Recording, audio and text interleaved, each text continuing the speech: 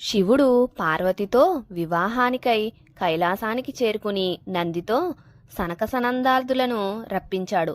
సనకసనందాదులు అంటే బ్రహ్మ యొక్క కుమారులు, ఋషులు. వాళ్లతో శివుడు ఇలా అంటున్నాడు: రాక్షసులైన శూరపద్మ, తారకాసుర, సింహముఖుల సమయం దగ్గరకు వచ్చింది. వాళ్లను అంతం చేసే సుబ్రహ్మణ్యుడు నా నుండి పుడతాడు. వాళ్లని నా కుమారుడే చంపుతాడు. పర్వతరాజు కూతురైన పార్వతీదేవిని వివాహం చేసుకున్నందుకు ఒప్పుకున్నాను. నా సతీదేవి ఈ పార్వతి రూపంలో మరలా జన్మించింది.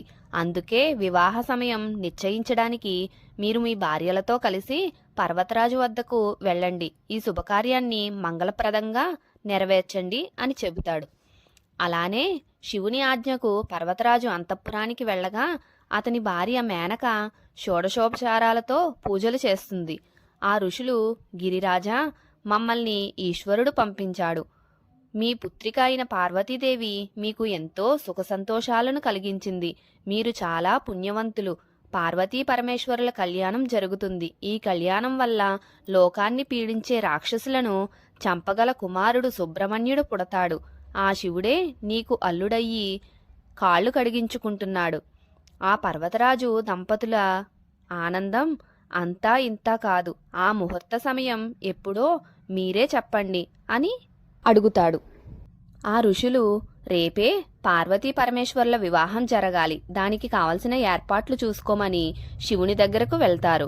పరమేశ్వర, రేపు ఉత్తర నక్షత్రయుక్త శుభలగ్నంలో పార్వతిని పెళ్లి చేసుకుని అంతా శుభమే జరగాలి అని శివునిని దీవిస్తారు. పర్వతరాజు పెళ్లి ఏర్పాట్ల కోసం విశ్వకర్మను రప్పిస్తాడు. విశ్వకర్మ అంటే సృష్టికర్త. దేవతల రాజభవనాలు, వారు ఎగిరే రథాలు మరియు ఆయుధాలు నిర్మించినవాడు. ఈయన నుండే వడ్రంగులు, కుమ్మరులు, కంసాలులు మొదలైన వారు వచ్చారని చెబుతారు. అయితే ఎంతో ఆసక్తికరంగా కళ్యాణాన్ని చూడడానికి దేవతలు అందరూ వస్తున్నారు. శివుడు తన వాహనమైన నంది మీద కూర్చుని ఊరేగిస్తున్నారు. భూలోకంలో ఉన్న మానవులంతా శివపార్వతుల కళ్యాణం చూడడానికి హిమాలయాలకు వస్తున్నారట. ఇలా రావడంతో భూమి భారం అంతా ఒకవైపుకే వచ్చేస్తుంది. అందుకు శివుడు కాశీలో ఉంటున్న అగస్త్య మహామునిని రమ్మన్నాడట.